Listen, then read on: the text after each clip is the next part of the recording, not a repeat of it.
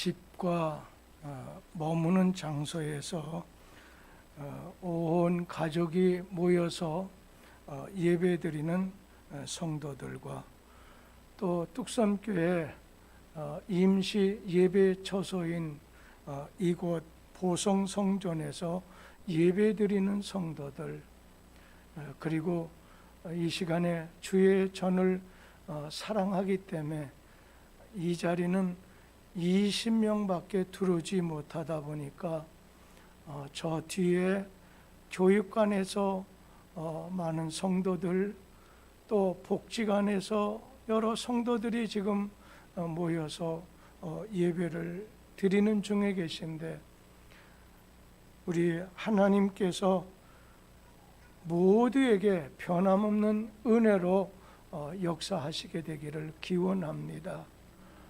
또 특별히 지난 주간에 우리 신영 집사님 부친께서 상을 당하셨는데, 우리 가족들 최민식 집사님을 비롯해서 태훈이와 또 예전에 목사님이 많이 사랑했던 서원이도 이렇게 나와서 예배드리게 되는 것이 하나님께 감사를 드립니다.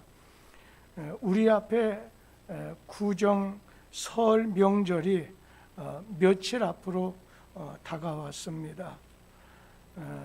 추석하고 이 설 명절은 우리 민족에게 있어서 아주 큰 명절입니다.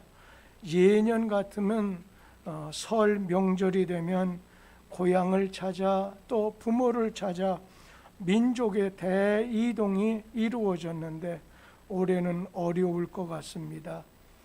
신종 코로나 감염 차원에서 정부 방역 대책으로 사회적 거리두기가 연장이 되고, 또 5명 이상 사적인 모임 금지로 직계 가족이라 할지라도 이 명절에 주민등록상 거주지가 다르게 됐었을 때 5인 이상 모임을 가질 수 없게 됐습니다.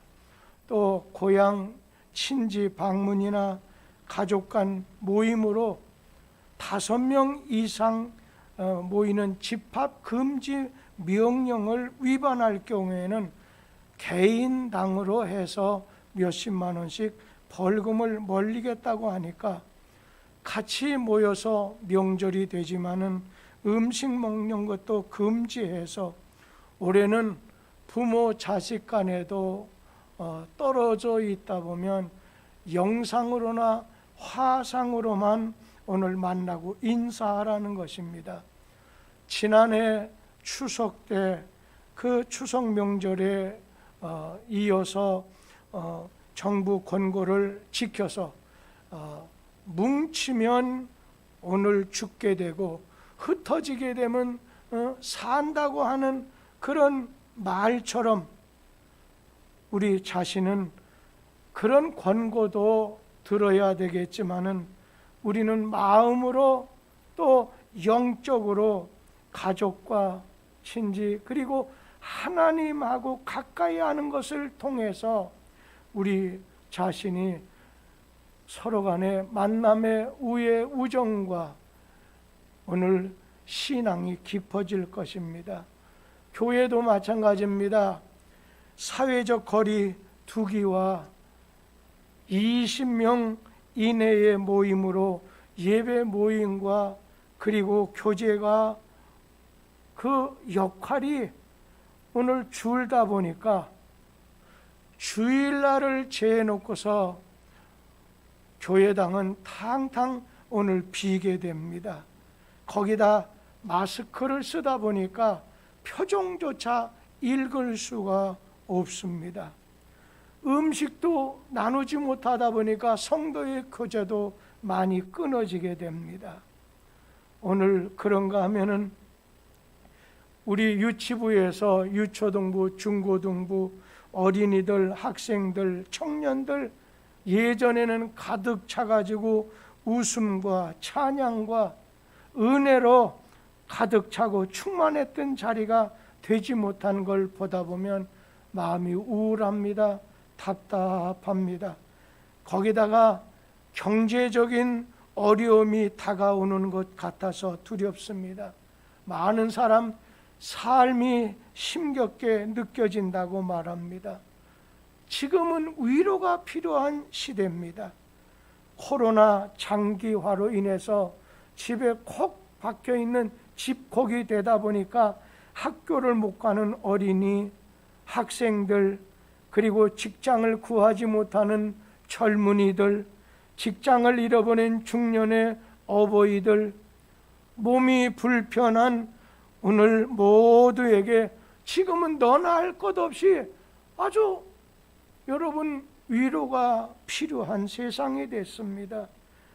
이때 교회와 우리 성도들은 하나님이 주시는 참 위로를 받고 사랑을 받고, 그러고 난 다음에 세상을 향해서 위로를 전해주는 공동체, 위로를 전해주는 사명자 역할을 감당해야 되겠다는 것입니다.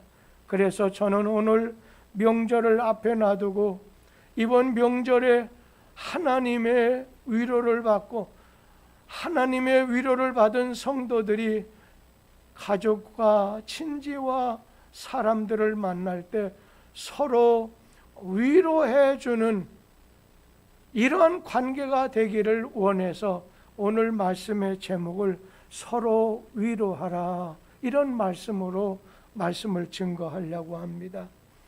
지금 우리에게는 위로가 필요합니다. 믿었던 사람들에게 속기도 하고 경제적인 어려운 생활이 이어지게 되고 사업도 오늘 직장 때문에 곤란도 겪고, 여러분 형제와의 관계가, 친구와의 관계가, 동료와의 관계가 예전 같지 않아졌습니다. 가족 간의 사이도 왠지 모르게 어색하게 원만하지 못합니다. 억울한 일도 당합니다. 괜히 속상하고 답답하고, 어느 경우에는 심지어는 신앙이고 무엇고 간에 그만두고 싶다는 이런 생각이 들 때가 있다는 겁니다.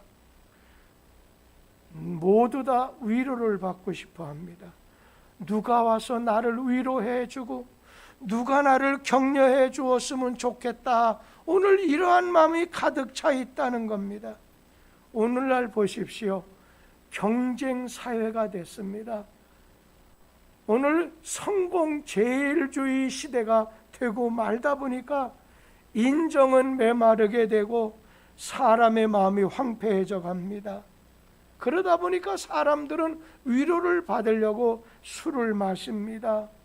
오락을 즐기고 운동을 하게 되고 여행 같은 세상적인 방법을 통해서 마음의 위로를 받으려고 하지만 갈증 해소를 위해서 여러분 짠 소금물을 바닷물을 마시게 되면 더 갈증이 느껴지게 되는 것처럼 우리는 하나님 섬기는 사람들입니다. 성도라고 합니다. 먼저는 우리가 하나님이 주시는 위로를 받아야 되겠습니다. 하나님이 주시는 위로를 받아서 우리 자신이 먼저 마음으로 아니면 내 생활 속에 내 영혼 속에 찾아오는 여러 가지 시련과 환난을 이기고 더 나아가서는 저 바깥에 사람들에게 환난 중에 있는 사람을 위로하는 그런 삶이 오늘 될 수 있는 것이 마땅한 성도의 삶이라는 것입니다. 오늘 하나님의 위로를 받은 사람만이 참으로 이웃을 위로해 줄 수 있는 사람이 될 수가 있습니다. 누가복음 16장에 있는 말씀에 보면 그런 말씀이 나오지요. 거지 병든 나사로가 어느 날 천사들의 손에 받들려서 아브라함의 품에 오늘 천국에 가게 됐습니다. 그리고 또 한 가지, 거지 나사로가 있던 그 주인, 그 부자도 좋은 옷도 입고 음식도 좋고 호화롭게 살다가 역시 죽었을 때 그는 나사로하고는 다르게 뜨거운 지옥 불꽃 가운데서 고통을 당하게 됐습니다. 지금 통합 예배를 드리는 우리 빵학년 유치부 어린이들도 학생들도 예배를 지금 드리고 있을 텐데, 이 말씀을 들을 텐데, 우리 어린이들, 지옥은 아닙니다. 지옥은 고통이 있는 곳입니다. 오늘 주님이 계신 곳은 천국이요, 낙원, 우리가 가야 될 곳은 그곳입니다. 오늘 부자가 고통 중에 아브라함의 품에 있는 거지 나사로여들, 예전에 그랬는데 하고 보고서는 오늘 주님에게 나를 긍휼히 여기사 나사로를 보내서 그 손가락 끝에 물을 찍어서 내 혀를 서늘하게 해달라고 부탁을 했습니다. 그 말씀이 누가복음 16장 25절에 나오는데 같이 한번 읽겠습니다. 아브라함이 이르되 너는 살았을 때에 좋은 것을 받았고 나사로는 고난을 받았으니 이것을 기억하라. 이제 그는 여기서 위로를 받고 너는 괴로움을 받느니라. 오늘 나사로가 받는 위로는 무엇입니까? 예전 그는 환경적으로 거지, 오늘 그는 신체적으로 병들고 경제적으로 어렵고 주변에 친구도 가족도 없었습니다. 이런 나사로에게 무슨 위로가 있었겠느냐는 거예요. 그런데 여러분, 나사로라고 하는 이름의 뜻을 생각해야 됩니다. 나사로라고 하는 이름의 뜻은 하나님의 도우심으로 살아가는 사람, 하나님의 도우심으로 살아가는 사람이라는 그 이름의 뜻같이 그는 이 땅에 살 때 생활, 건강면에 있어서는 불행했지만 하나님의 도우심으로, 하나님의 은혜로 하나님 안에서 사는 자였기 때문에 하나님이 주시는 위로를, 사랑을 받고 오늘 살았기 때문에 그의 삶이 감당할 수 있었어요. 하나님께 원망하는 것도 없어요. 부자에게 좋은 걸 쓰레기통에 버리지 않는다고 원망하지도 않았습니다. 병들었다고 오늘 자기 자신 포기한 것도 아니었습니다. 오늘 나사로에게는 예수 그리스도가 오늘 나의 구주가 되신다고 하는, 나의 하나님이라고 하는 그런 믿음이 있었습니다. 하나님의 도움으로 오늘 살았다는 것입니다. 오늘 부자의 위로는 어떤 겁니까? 순간적이고 찰나적이었습니다. 물거품처럼 곧바로 없어지는 그런 위로였습니다. 그러나 나사로의 위로는 영원히 변함이 없는 위로였고 값진 위로였습니다. 이러한 나사로의 영원하고 변하지 않는 그런 위로는 어디에서부터 왔느냐는 거예요. 하나님은 우리에게 참다운 위로를 주시는 분입니다. 미국 조지아주의 한 작은 마을에 자동차 수리 공장이 있는데 그 벽면에 광고 문구가 이렇게 적혀 있었습니다. 우리는 상한 마음 외에는 모든 것을 고칠 수 있습니다. 이 재치 있는 광고 문구를 보면 질문이 생깁니다. 그러면 상한 마음에는 못 고칠 것이 없는데 그럼 상한 마음은, 상한 영혼의 상처와 아픔은 누가 치료해 줄 수 있느냐는 것입니다. 오직 하나님만이 고치실 수 있습니다. 위로해 줄 수 있습니다. 고린도후서 1장 3절 4절 말씀을 우리 같이 읽어봅니다. 찬송하리로다. 그는 우리 주 예수 그리스도의 하나님이시요 자비의 아버지시요 모든 위로의 하나님이시며 우리의 모든 환난 중에서 우리를 위로하사 우리로 하여금 하나님께 받는 위로로서 모든 환난 중에 있는 자들을 능히 위로하게 하시는 이시로다. 오늘 고린도후서 1장 3, 4절 말씀에 보면 오늘 우리는 하나님의 위로가 필요한 사람, 하나님의 위로를 받아야 살 수 있는 인생이라고 말씀했습니다. 이어서 고린도후서 1장 5절 말씀을 같이 읽어보지요. 그리스도의 고난이 우리에게 넘친 것 같이 우리가 받는 위로도 그리스도로 말미암아 넘치는도다. 근데 여러분 여기서 재미있는 걸 우리 학생들 발견할 거예요. 고린도후서 1장 읽어드린 1장 3절에서 오늘 여기 7절까지 말씀해 보면 위로라고 하는 말이 몇 번 나오냐면 10번 이상이 나옵니다. 그래서 고린도후서를 가르쳐서 많은 사람들이 위로의 복음이다, 또 위로의 서신이다까지 그런 별명을 오늘 붙여 있습니다. 그러니까 위로의 하나님께서는 고난 중에 있는, 환난 중에 있는, 시련 가운데 있는 성도와 어떻게 해요? 함께 하신다는 거예요. 위로해 주신다는 거예요. 도와주신다는 겁니다. 우리 하나님은 참 위로를 주시는 분, 우리 성도들은 하나님이 주시는 위로를 맛보면서 살아야 된다는 것입니다. 여러분, 인생을 살다 보면 어떻습니까? 예상치 못한 고난이 찾아옵니다. 이 코로나 작년 1, 2월 때 중국 우한에서 잠깐 시작돼서 끝나겠지 했는데 지금은 전 세계로 펴져서 죽는 사람도 생기지요.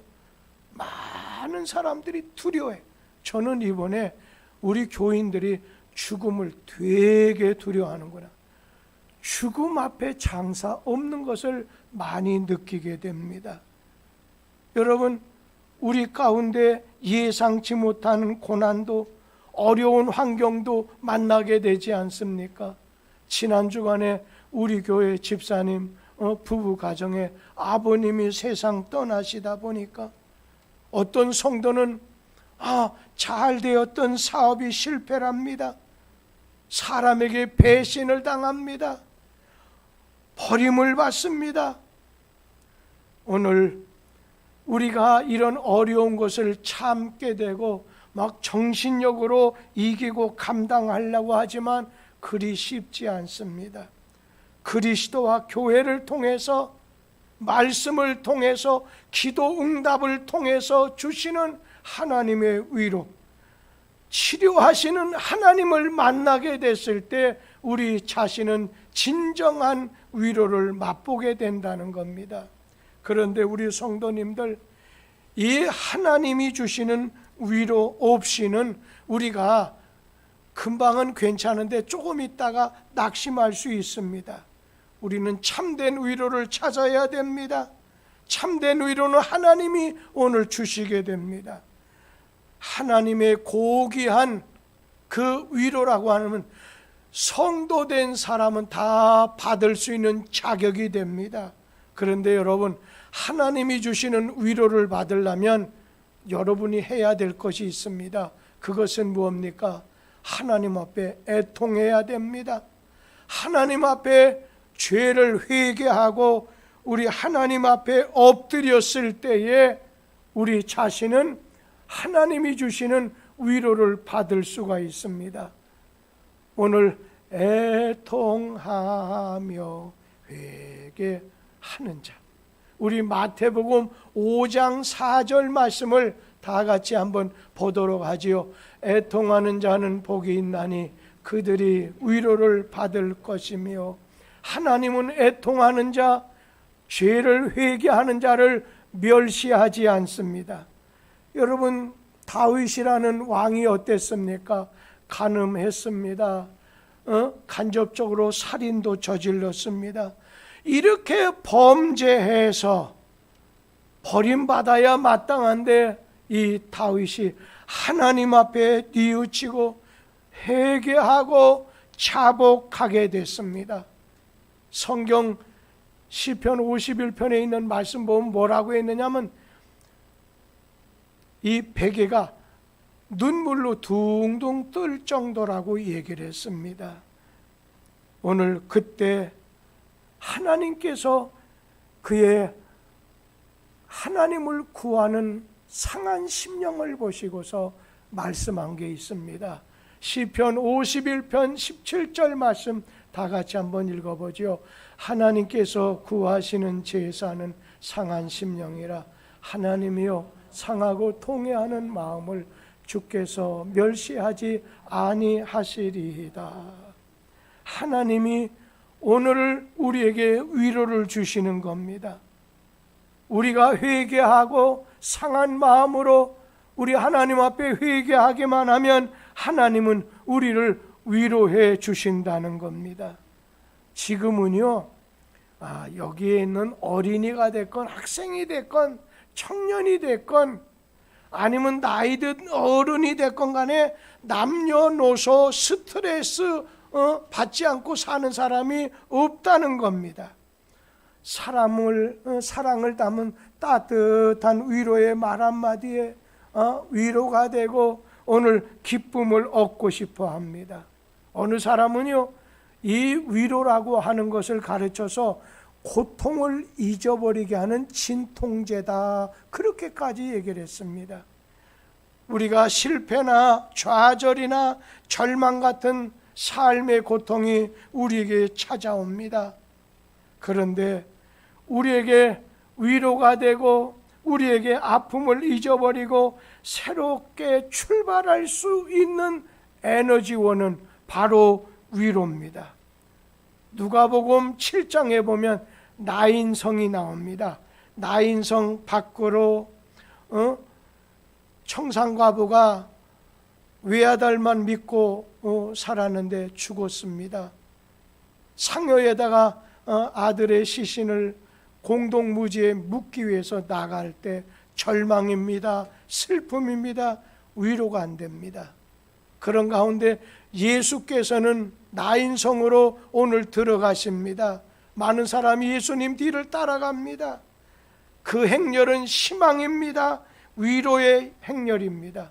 예수님이 앞서 계시면, 하나님이 함께 하시면 우리는 위로를 받게 된다는 것입니다. 진정한 위로는 사랑하는 사람이 나와 함께 있어줄 때에 위로를 받을 수가 있습니다. 슬픔 당한 사람, 억울한 일을 당한 사람, 오늘 고통을 당한 사람, 그 사람에게는 선한 사마리아 사람처럼 우리 예수님이 오늘 함께 해주실 때, 선한 사마리아 사람 같은 오늘 가족이, 이웃이 함께 해 주었을 때 그것이 위로의 시작, 격려의 시작이 된다는 겁니다. 거창한 말 안 해도 좋습니다.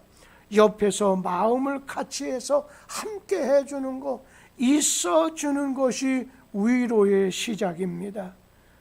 우리가 어느 때는 고통을 해석해 주려고 애쓰는 사람이 있습니다. 이거는 네가 이래서 이런 일을 당한 거야 하면서 자꾸 해석을 붙이는데, 그런 것은 그냥 가만히 놔두라는 겁니다. 그것이 좋다는 것입니다. 위로는 우리 가슴에 에너지를 불어넣고 우리 인생으로 춤추게 만들어줍니다. 위로는 외로운 사람과 함께 있으면서 그렇게 말하는 겁니다. 당신은 혼자가 아닙니다. 제가 당신과 함께 합니다. 오늘 우리는 함께 고통을 당할 수 있어요. 그러면서 두려워하지 마세요, 힘내세요 하는 것입니다. 주님이 함께 하신다는 믿음이 있을 때 주님 제자들 풍랑이 일어도 태산이 무너져도 수십 년간 병상에 있다 하더라도 사업의 실패, 직장 여러 해 동안 가지지 못한다 할지라도 하나님이 함께 하신다고 하는 믿음이 있을 때 하나님이 주시는 위로가 임하게 되고, 하나님이 주시는 오늘 평안이 찾아오게 되고, 그 가슴 속에 희망이 오늘 찾아오게 됩니다.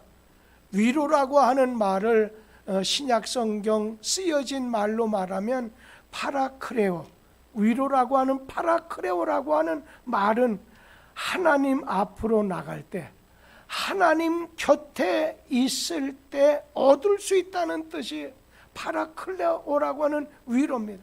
하나님 앞에 나갈 때, 하나님이 곁에 계실 때 위로를 받을 수 있다는 겁니다. 거기서 파생된 말이 파라클레토스라고 하는 말, 이것은 성령이라는 뜻입니다. 성령 하나님이십니다. 여러분, 성령을 우리는 보혜사라고 합니다. 무슨 말입니까? 이 성령은 우리에게 보혜사, 위로자가 된다, 카운셀러, 상담자가 된다는 오늘 그런 말씀입니다. 하나님이 함께 해준다고 하는 그런 뜻을 가지고 있습니다.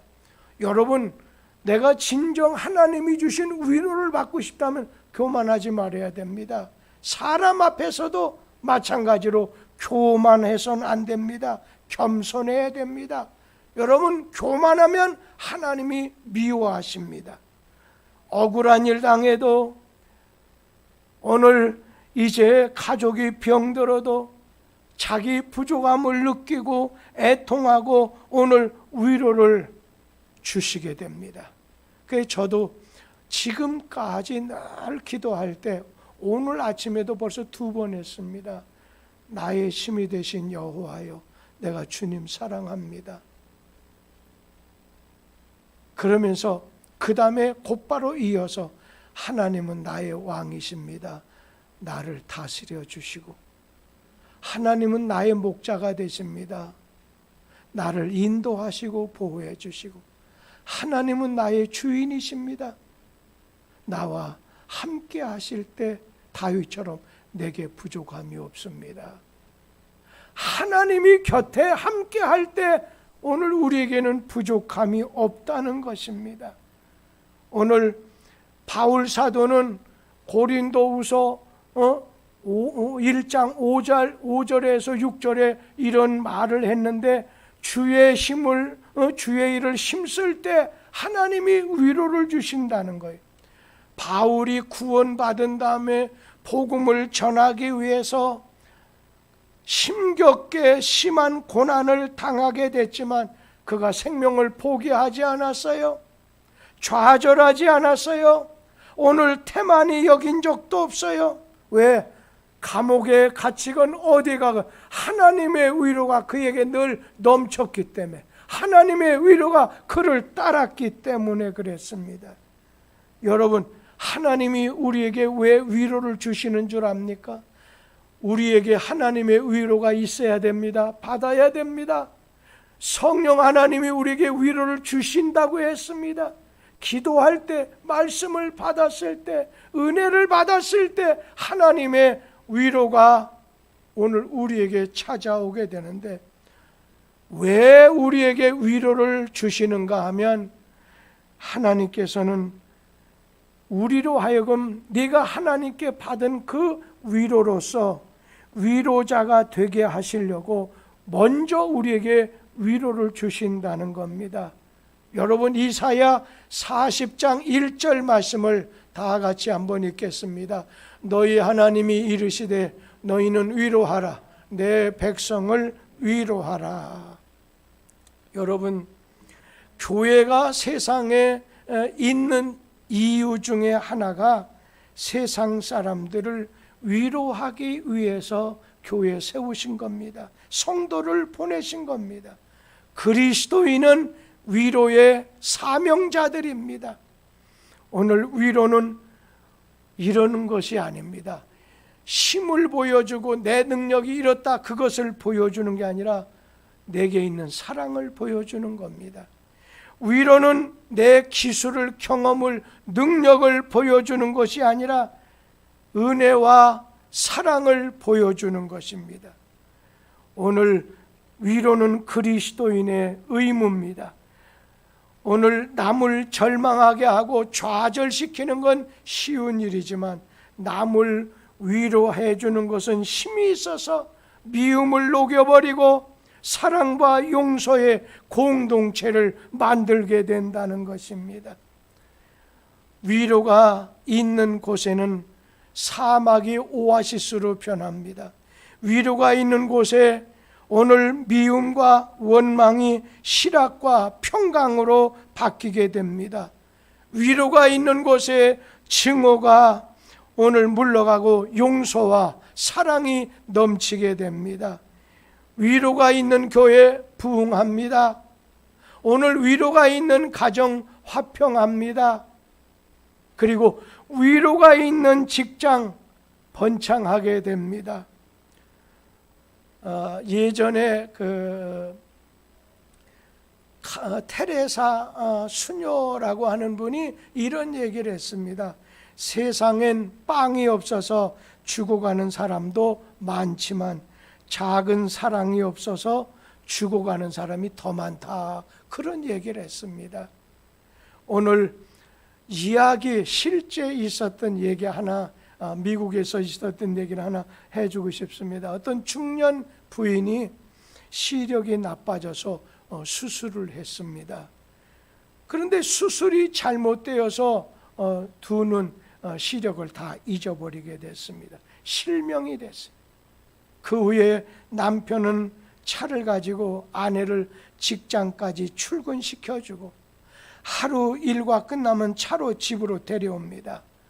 이런 변함없는 남편의 사랑 때문에 너무나 감사해서 두 눈은 잃었지만 남편으로 인해서 기쁨을 가지고 삽니다. 그런데 어느 날 남편이 갑작스럽게 아내에게 여보, 내 직장이 너무 멀어서 앞으로 혼자 출근하도록 하라. 내가 도와주지 못해서 미안하다 말하는 겁니다. 남편의 그 말을 듣는 순간에 남편에 대한 배신감이 들었고 오늘 죽고 싶었습니다.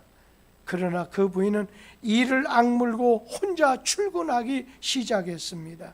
지팽이를 짓고 버스를 타고 많이 쓰러지기도 하고 많이 울기도 합니다. 혼자 다니는 그러한 훈련도 받았습니다. 이제는 2년이 지나서 어느 정도 익숙해졌을 때 버스를 타게 자 그 버스 기사분이 이 부인에게 말하기를 아주머니는 참 복도 많습니다. 그러자 부인이 화를 내면서 아니 눈도 안 보이고 이렇게 혼자 다니는 것이 어째서 복이 있다고 말합니까?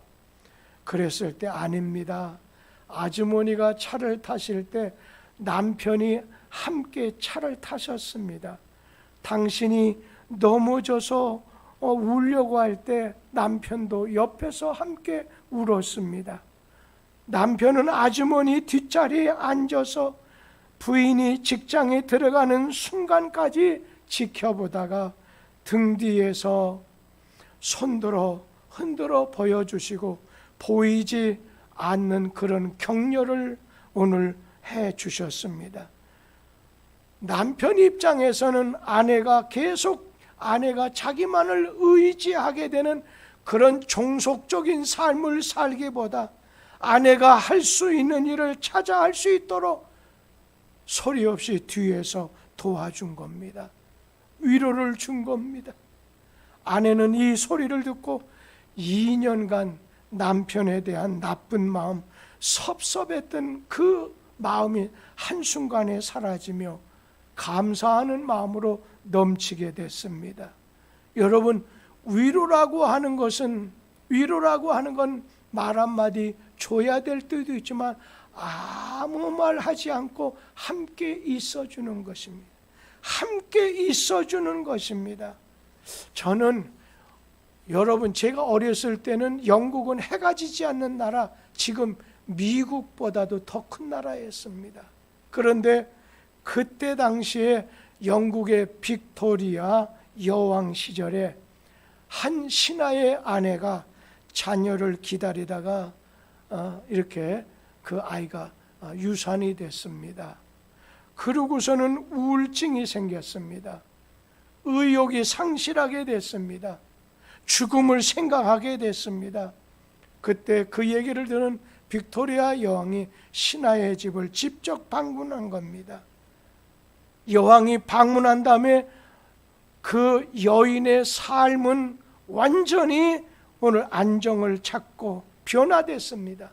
그래서 주변에 있는 사람이 아니 여왕이 무슨 말씀했느냐고 말하자 한마디밖에 안 했다는 거예요. 당신의 마음이 어떤지 제가 알아요. 이 빅토리아 여왕이 예전에 그 과거에 아이를 가졌다. 유산한 아픈 상처가 있었고 아픔이 오늘 있었기 때문에 오늘 당신의 마음이 어떤지 제가 알아요. 그 말 속에 야 나만이 이런 아픔이 고난이 있는 게 아니구나 하는 마음이 들고 우리 여왕께서도 오늘 저러한 아픔 저러한 고난 이렇게 당하셨구나 그것을 생각하다 보니까 아픔과 고난이 물러가게 되고 위로와 소망이 여인의 마음에 찾아오게 됐다는 것입니다. 오늘 여왕께서 작은 말 한마디로 손잡아 줬을 때 나 같은 사람도 당신 곁에 있어요. 그럴 때 위로가 됐다는 것입니다. 우리 성도님들 성령을 가르쳐서 보혜사 항상 함께 옆에 계신 하나님이라는 뜻입니다. 위로해 주시는 하나님께서 내 곁에만 아니라 하나님은 성령 하나님은 내 안에 거하십니다. 여러분 예수를 믿어서 성령 받아 성령이 내 마음에 들어오면 육신적으로 정신적으로 죄를 지었지만 내 영에 들어오신 성령은 영원히 떠나지 않는다는 걸 기억하셔야 됩니다. 오늘 성령께서 우리 자신이 함께 하시면 변화가 되어서 힘들어할 때 조력자가 되십니다. 마음이 흔들릴 때 우리의 의지가 되어 주십니다. 우리가 고민하고 번민할 때 우리에게 상담해 주십니다. 우리에게 친구가 되어 주십니다. 그뿐인가요? 우리가 하나님을 부르게 됐었을 때 하나님을 찾게 됐을 때 우리의 기도하는 소리를 들으시고 응답해 주신다는 거예요. 그 주님은 이제 내게 와서 위로를 평안을 받으라는 거예요. 은혜를 받으라는 거예요. 그렇다고 한다면 위로를 받았다고 한다면 이제 너는 세상에 나가서 위로가 필요한 사람에게 위로를 주라는 거예요. 이번 명절에 가족 중에도 상한 마음 있을 수 있잖아요. 슬픈 마음 있잖아요. 찾아가서 돈 몇 푼 주고 보내주고서 멀리 떠나는 것보다 전화 한마디도 이런 적은 거 하나라도 위로를 주라는 것입니다. 오늘 위로가 주는 축복이 뭔지 아십니까? 다시 일어나 걷게 만들어줍니다. 건강한 자존감을 가지고 살아가게 만들어줍니다. 위로의 사람으로 살아가게 된다는 겁니다. 여러분 우리 하나님께 위로를 받읍시다. 은혜를 받읍시다. 말씀을 통해 기도를 통해서 오늘 위로를 받은 다음에 우리 중에 위로가 필요한 사람에게 이번 명절 아니 내일부터 아니 오늘 이후부터 서로 위로하라. 위로자가 되는 축복이 여러분의 노종기가 되기를 기원합니다. 기도하겠습니다.